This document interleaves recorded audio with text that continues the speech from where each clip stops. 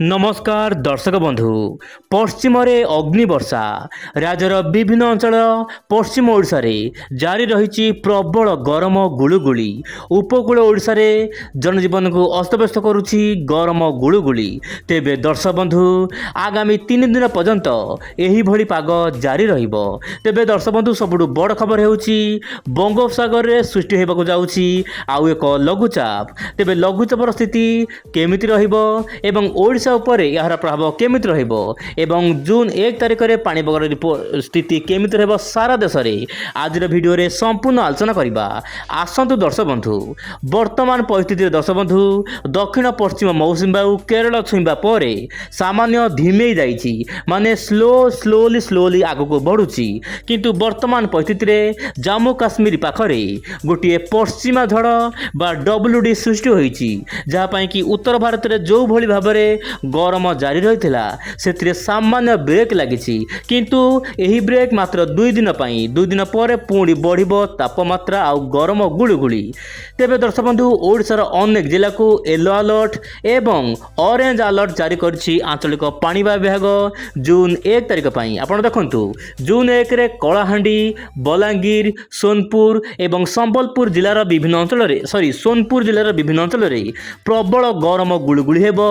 यही समय मध्य तापमात्रा 45 डिग्री पार हेबार मध्य संभावना रही। यह सहित कंधमाल बौद्ध ता सहित गंजाम गजपति राय ता सहित नयागढ़ खोर्धा पुरी कटक जगतसिंहपुर केन्द्रापड़ा भद्रक बालेश्वर जाजपुर यही सबु जिलार स्थान स्थाने प्रबल गरम एवं ह्यूमिडिटी बाई अलर्ट जारी करिछि आंचलिक पाणीपाग विभाग। तेबे दर्शक बंधु वर्तमान परिस्थिति रे देशर विभिन्न अंचल रे गरमरू निस्तार मिलिबार आशंका नाही किंतु मझिरे मझिरे प्री मॉनसून वर्षा जारी रहिबो।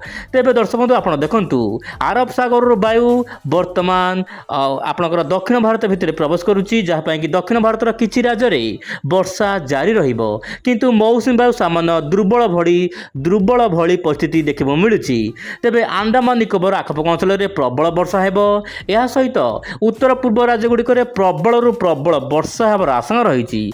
तेबे दक्षिण आपनकर ओडिशा कथा जदि आलोचना करिबा आपण देखंतु आपणकर दर्शक बंधु आपणकर पूर्वाणु वायु हाँ दर्शक बंधु पूर्व दिगुरु वायु ओडिशा भितर प्रवेश करुछि जहाँ पई कि उपकूल ओडिशा रे पाग संपूर्ण मेघुआ रही एवं भीषण गुलुगुली होउछि। किंतु काँ भा कोटी वर्षा देखिबा मिली पारे विशेषकर बालेश्वर यार आखपाख अंचल रे। किंतु दर्शक बंधु वर्तमान परिस्थिति रे जेतिकी बादल रहिबा कथा ओडिशा भितर सेतिकी बादल रहू नाही जहाँ पई कि वर्षा देखिबा मिली पारु नाही कारण जो बादल रहुछि ताहा हेउछि लो क्लाउड बादल सेतिपई वर्षा हो नाही। किंतु जून 1 तारिख रे आपनकर उत्तर पूर्व राज्य गुडी करे भल वर्षा हेबो जहाँ पई कि बन्या परिस्थिति उद्वेगजनक हबार आशंका रही कारण आसाम रे बन्या जारी रही। तेबे आसाम मणिपुर गुवाहाटी मिजोराम यही सबु राज्यर केतक जिले रे भीषण वर्षा आशंका रही दर्शक बंधु। तेबे दक्षिण ओडिशा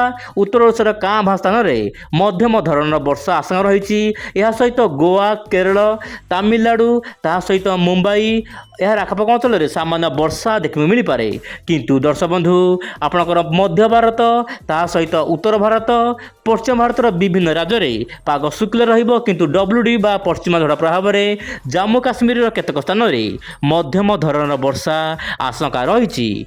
तेबे दर्शक बंधु जून 1 तारिख रे केमिति रहबो पाणीपागर स्थिति सारा देश रे तापमात्रा केमिति रहबो मु आपनको आगुआ सूचना देबाकू चाहिबी जहाँ सूचना मिली यही अपडेट रे। आपण देखंतु वर्तमान परिस्थिति दर्शक बंधु मु मोबाइल को सामान्य जूम करने को चेष्टा करी। आप देखु नवरंगपुर ब्रह्मपुर भुवनेश्वर संबलपुर यार आखपाख अंचल में तापमात्रा सामान्य 40 डिग्री पाखापाखि रहिबो। संबलपुर तापमात्रा 45 डिग्री पार हबार आशंका रही।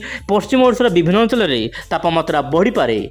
यह सहित दर्शक बंधु आपनकर दुर्गपुर राजशाही रांची यही सब स्थान मानक तापमात्रा कम रहिबो किंतु गुलुगुलीर मात्रा बढ़ी पारे। यह सहित कोरबा ता सहित वाराणसी संटा जबलपुर आपनकर भोपाल इंदौर कोटा राजस्थान कोटा यही सब स्थान मानक तापमात्रा 40 डिग्री पार हेबो एवं प्रबल मात्रा रे गरम गुलुगुली होई पारे। सेहीपरि जयपुर न्यू दिल्ली बीकानेर जोधपुर ता सहित दर्शक बंधु आपनकर राजस्थान विभिन्न जिले में तापमात्रा बढ़िबा सहित गरम गुळुगुळि देखा मिल पारे। तेबे दर्शक बंधु आपण मानचित्र में जो भली भाव में सहर देखुंट मुझे सहर ही तापमात्रा और पूर्वानुमान आपण को कहली। वर्तमान परिस्थिति में बड़ खबर होउची बंगोपसागर में गोटे लघुचाप सृष्टि हो पारे जहाँ जीएफएस मॉडल तरफ सूचना मिलता पूर्व भिडियो मानक मुझे कही। किंतु दर्शक बंधु बड़ खबर होउची बंगोपसागर में गोटे घूर्णिबल सृष्टि हो पारे अंडमान सागर आखपाख अंचल आप मोबाइल स्क्रीन देखु।